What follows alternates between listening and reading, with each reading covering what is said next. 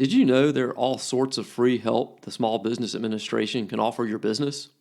You're probably familiar with SBA loans, but there are other programs from the SBA that can benefit your company too. So today, we're going to discuss just a few of them. Hey everyone, welcome to Small Biz Flash, your briefing on small business news, trends, and insights. I'm your host, Adam Hewitt. Thanks for joining me. Stay tuned as we unpack SBA resources. That's coming up, but first, the news roundup.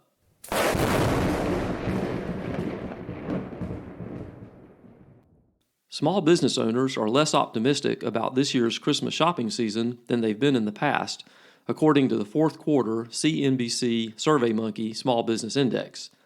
Only 18% say this year will be better, while 30% predict business will be worse, and 50% expect business to be about the same year over year. The poll also found that managing inflation continues to rank as the most pressing issue for owners. 45% said inflation is the biggest risk to their business, more than 3 times higher than the next most important issues, supply chain disruptions and labor shortages, both coming in at 15%. But the top issues split along party lines. For Republican small business owners, inflation and interest rates and tax policies were the leading issues. For Democratic small business owners, leading concerns were healthcare costs and economic growth. The U.S. House of Representatives voted last week to overturn a rule by the Consumer Financial Protection Bureau, mostly along party lines, requiring banks to collect small business owners' demographic information when they seek a loan. The U.S. Senate had previously overturned the rule on a bipartisan vote. The CFPB wants to collect data on small business loan applicants, including their race, ethnicity, gender, as well as information regarding their sexuality. Opponents of the rule say it is an invasion of privacy and represents an undue burden for small businesses.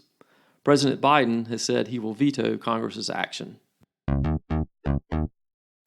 According to the Federal Reserve's most recent quarterly survey of senior loan officers, lending standards applied to small businesses have tightened significantly since last year. 49% of banks said they had stricter guidelines during the period July to September of this year, as opposed to just 22% during the same period in 2022.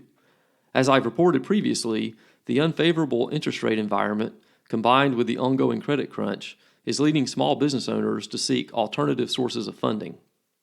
You can find more information on this and other stories in the news roundup by going to the links in the show notes.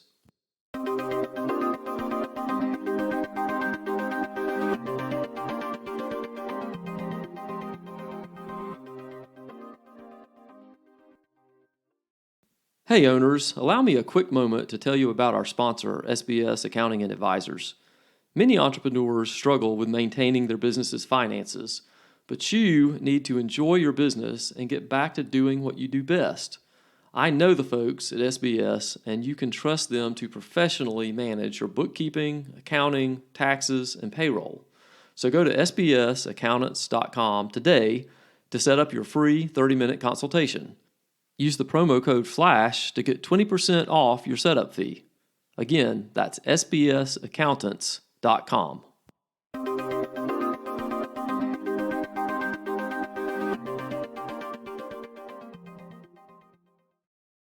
You're probably familiar with Small Business Administration loans.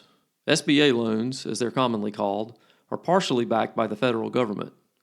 But there are other resources that the SBA offers, some of which aren't well known, so today we're going to discuss just a few of them. For each one, there will be a link in the show notes to the program so you can do more research on your own. First up is an intensive education program specifically designed for executives of small businesses with high growth potential. Called Thrive, think of this as an MBA-type program offering the opportunity to connect with peers as well as experts and coaches. There are requirements to entry, though, including that your business must be at least 3 years old. Second on the list is assistance for small businesses with procuring federal contracts. In fiscal year 2022, the federal government spent nearly $163 billion in contracts with small businesses.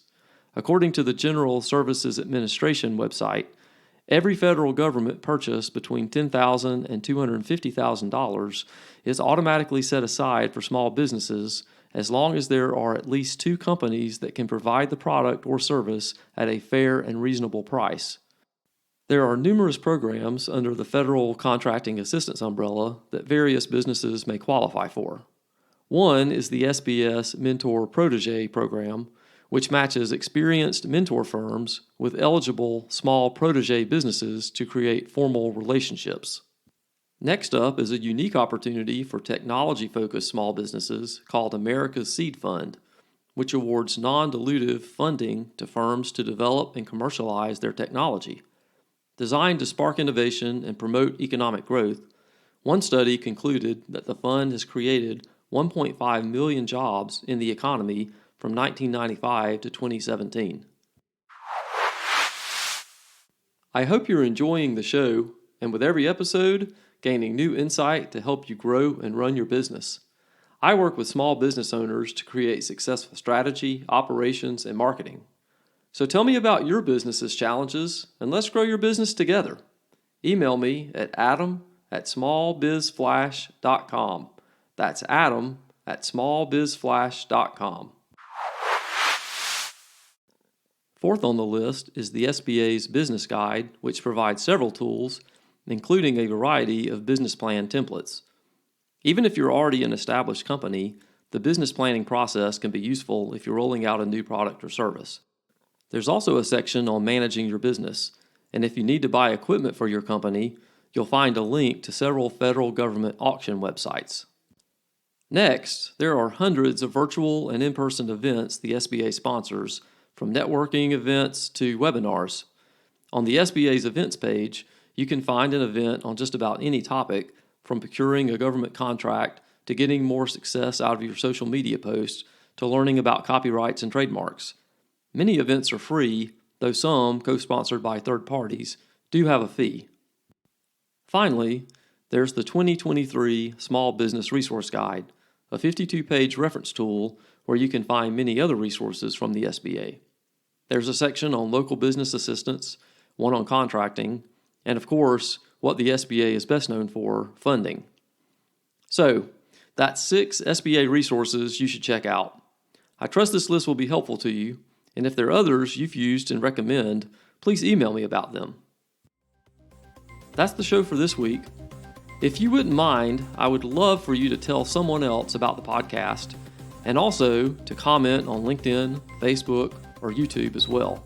I'll really appreciate it, and I'll see you next time.